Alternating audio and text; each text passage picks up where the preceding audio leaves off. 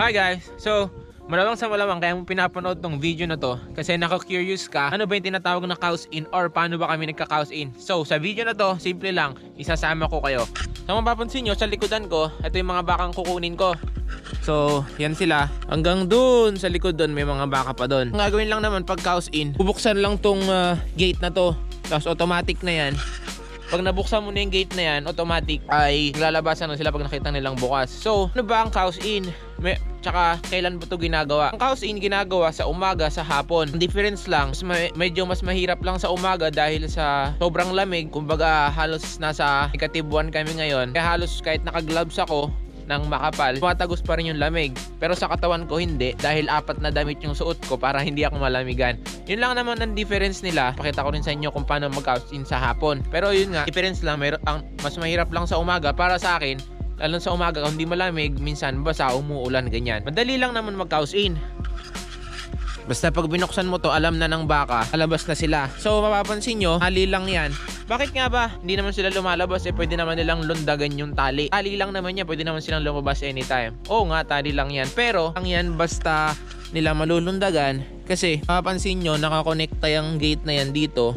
So, yung buong tali na yan, may kuryente yan. So, kahit dikit lang nila ng onti yung katawan nila, makukuryente sila. So, takot din sila dyan, kaya hindi sila lalabas. Ang gagawin na lang natin ngayon is, buksan ko lang tong gate, tapos palalabasin ko na sila. Come on, girls.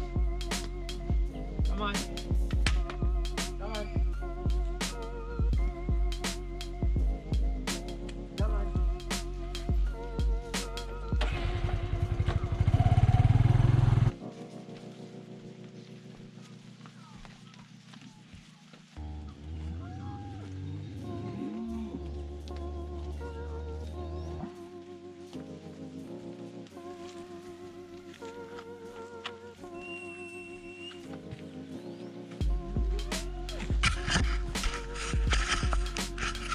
So, bakit nga ba ginagawa ang cows in? Kung mapapatanong kayo, ginagawa ang cows in pag kailangan dalhin tong mga baka sa shed. So as of now, kasi kailangan silang mapunta sa shed dahil ilan na yung gagatasan. Actually, ang mga baka na to, yung mga yan, third herd na namin sila. Halos patapos na namin gatasin yung mga naunang baka sa kanila, yung first tsaka second herd. Kaya yun yung sinasabi ko, katulad dun kahapon, na timing talaga ay napaka-importante. So kukunin namin to, mga baka na to, yung tansyado na namin. Yung pagdating sa tansyado, ibig sabihin pagdating ng mga baka na to, saktong-sakto, may mga ilan-ilan na lang, mga 5 baka na lang yung second herd na gagatasan, kapapasok to mga to. Kumbaga para smooth yung flow ng mga baka din sa yard, baga dire-diretso lang sila. Ang isang importanteng ginagawa pag nagka-cows in talaga ay yung wala kang may iwan na baka sa paddock, kasi napaka-importante nun.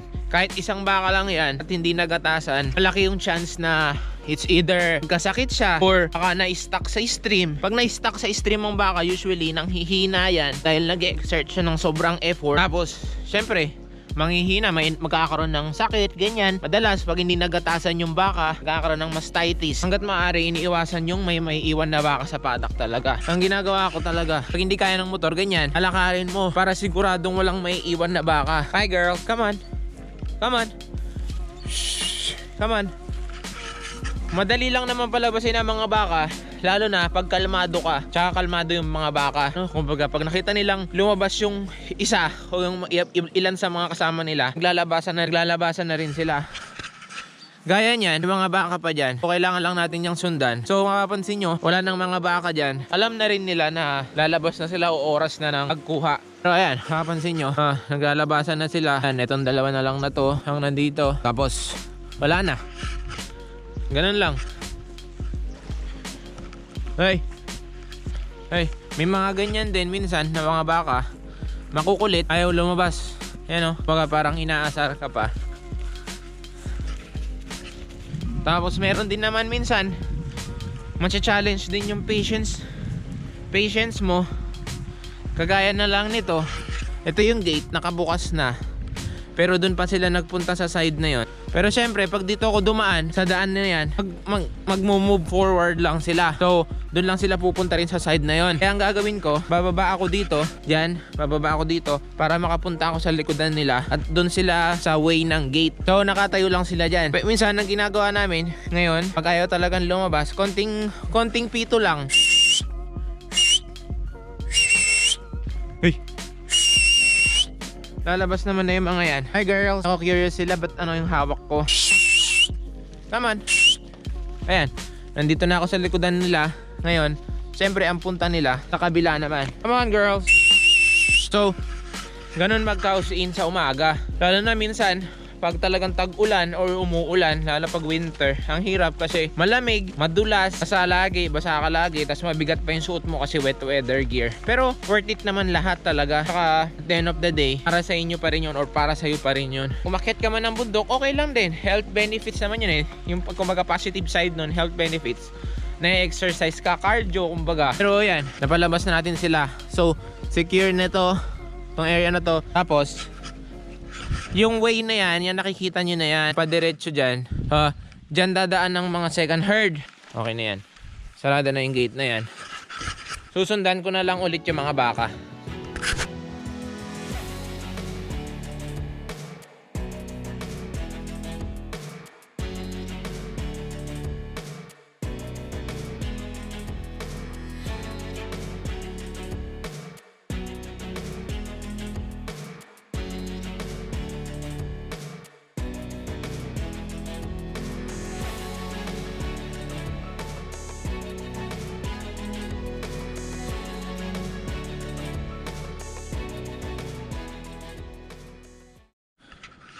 So ayan guys, nakuha ko na lahat ng baka na yan.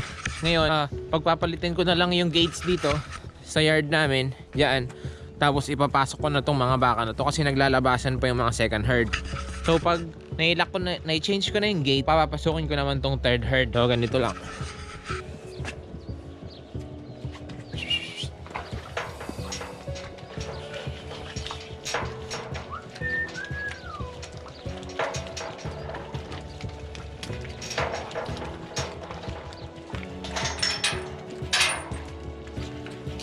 Hey!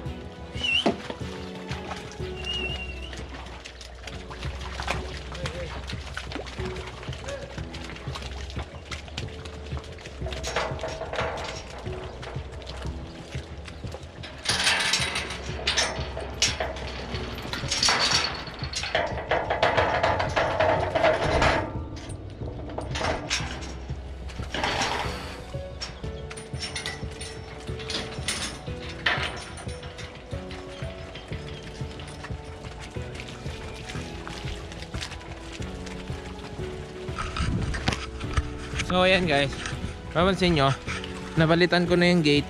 Ngayon, nagpapasukan na sila. Madali na lang naman papasukin yan kasi naaamoy na nila yung meal o yung pagkain nila sa shed habang ginagatasan. Kaya wala nang problema yan pag nandito ka na sa malapit sa shed. Ayan o, maglalakad naman na yung mga yan ng kusa.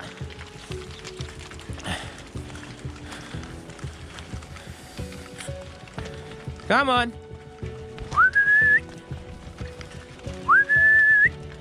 Come on!